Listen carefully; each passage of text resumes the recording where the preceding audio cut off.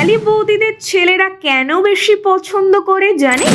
এর পেছনে কি কি কারণ রয়েছে জানুন। যারা বাঙালি বৌদি আছেন তাদেরকে প্রায় বেশিরভাগ মানুষই পছন্দ করেন, আর যারা সেই সব বৌদিদের পছন্দ করেন তাদের বয়স মোটামুটি 20 থেকে 30-এর মধ্যেই হয়। কখনো যদি কোনো বৌদি তার বাড়ির বারান্দায় কাপড় মেলতে আসে তাহলে প্রায় বেশিরভাগ যুবকই বৌদির দিকে হাঁ করে তাকিয়ে থাকে।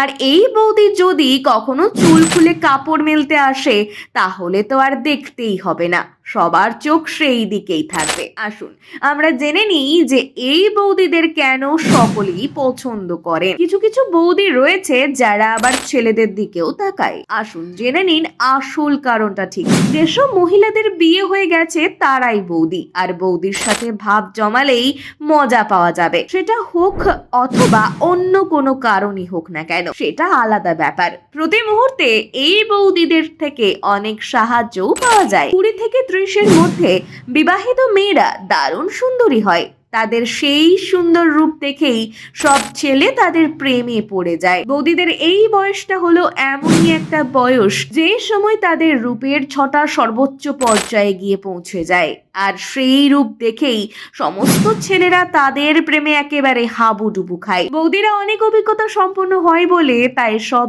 ছেলেরাই জানে যে বৌদিরা কখনো তাদের কোনো রকম বিপদে ফেলবে না, বরং তাদেরকে নানান বিপদ থেকে রক্ষা করবে। এবং বৌদিরা সব জিনিস খুব সহজেই মানিয়ে নিতে পারে, তাই ছেলেরা তাদের বেশি পছন্দ করে।